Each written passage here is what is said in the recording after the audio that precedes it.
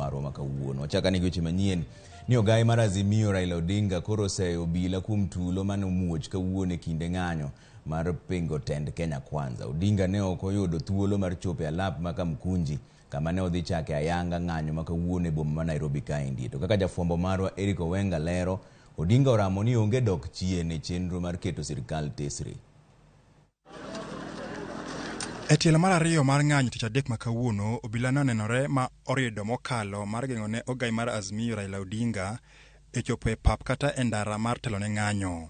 Mana kaka jatend Obila ma Thuruka Jafet Kome ne okumo odiechieng' manyoro ni onge ng'anyo kata romo moro amora ma ibiro bago e Thuruka, Obila ne okwor mang'eny matamre gi nono.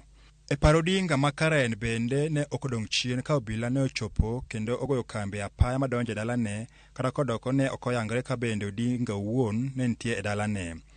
Bang' kedo jopiny gi Obila e mudho kuom thuolo malach, kar sa 9 kanyo Odinga ne otuch e karo ma Ramogi Odinga Foundation man Upper Hill matwa gi jofwambo. Kae ne otudo Obila kotulo mane otwere e kuonde mopogore opogore e pacho ka. Our otherwise peaceful protest has been accompanied by injuries and possible deaths in various parts of the country. Police have shot, injured and killed protesters in various parts of the country, including here in Nairobi. Scores of protesters have been arrested for participating in an exercise that is clearly protected by our constitution. Odinga nowacho ni kaka pile ng'anyo margi en mano mar kwe, makmana ni donjruok mar Obila ema kinde duto ketho weche. We have always said that these meetings remain peaceful until police decide to break them up with bullets and tear gas. On Monday, I was able to get into town, address Kenyans, and disperse peacefully without any injuries or deaths.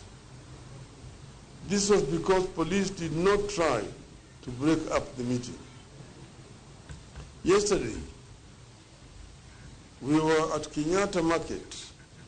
We were able to have lunch and hold impromptu meeting with the people that ended peacefully because there were no police. Kata kamano wacho ni nyaka jatend piny William Ruto bigo bade piny ahinya tiwi weche ma ochuno ma jopiny kalo e giasani. This time around, there's no moving on until Ruto shows a readiness to listen to and respect the people.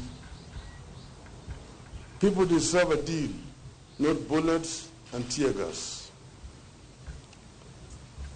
Kenyans clearly understand that if they let Ruto get away with his present display of disrespect, dictatorship and contempt for the people, he will try to get away with many other bad things. Get away with many other bad things. Shime imepanda, nauli imepanda, bei ya chakula hata unga na kadhalika zote zimepanda. Kwa hivyo kila kitu sasa imekuwa ni adimu kupatikana. Kenya wanajitokeza, sisi tuko pamoja na Wakenya.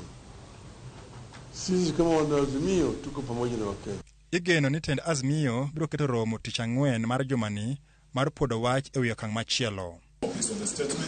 Seche makoro kwe duogo e chuny boma Nairobi ka ogai mar Azimio Raila Odinga koro osingo lando okang' machielo motegno mobro kawo e wi wach mang'anyoni tok nono kaka ng'anyo makawuono odhach.